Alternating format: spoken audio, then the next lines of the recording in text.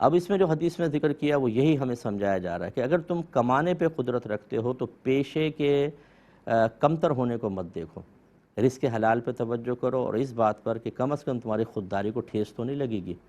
تو لہٰذا لکڑیاں کاٹ، جنگل جاؤ، لکڑیاں کاٹو، کندھے پہ لادو اور بازار میں لا کے اس کو بیچو، یہ اس سے کہیں زیادہ بہتر ہے کہ تم کسی سے مانگو، پھر وہ دے یا منع کر دے۔ اگر وہ دے گا تب بھی تمہاری خودداری گئی،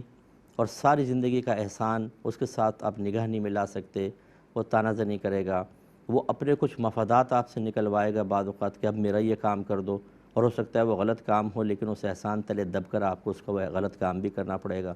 اور یا وہ منع کرے گا تو پھر اس میں اور عزت نفس مجروح ہوتی ہے۔ یہ پیشہ ور فقیر تو عادی ہوتے ہیں، آپ کو لوگ ڈانٹتے بھی ہیں، بعض مار دیتے ہیں، بعض گالیاں بک دیتے ہیں، بعض جھڑک دیتے ہیں، ان کا کام ہے مانگنا، یہ نہیں پرواہ کرتے، کرو دوسرے کے پاس چلے جائیں گے۔ یعنی عزت نفس فنا ہو چکی ہے، ختم ہو چکی ہے۔ لیکن ایک جو مڈل کلاس کا آدمی یا لوور کلاس کا بھی ہے لیکن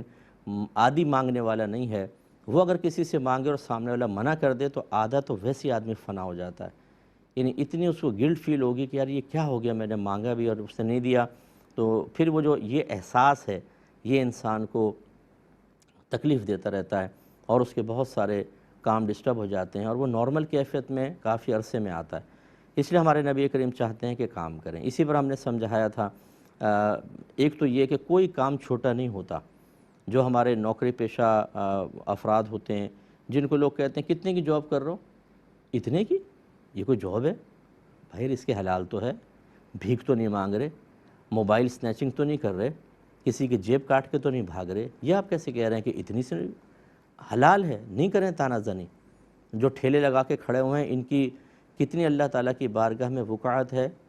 یہ اندازہ نہیں کر سکتے۔ ایک بزرگ ایسی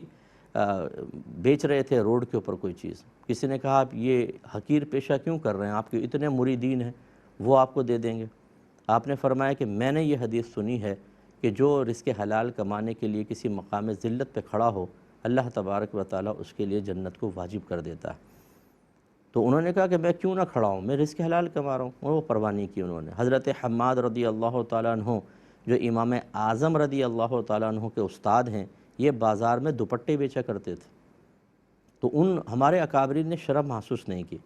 لیکن آج کل کے دور کا نوجوان وہ مانگ لے گا کسی سے، وہ گھر والوں کے سامنے دست سوال دراز کرتا رہے گا، لیکن بعض اوقات اگر اس کی مطلوبہ سیلری نہ مل رہی ہو تو وہ چھوٹی نوکری کرنے یا کم سیلری کے اوپر راضی نہیں ہوتا، بے روزگار رہنا پسند کر لیتا ہے، یہ غلط ہے۔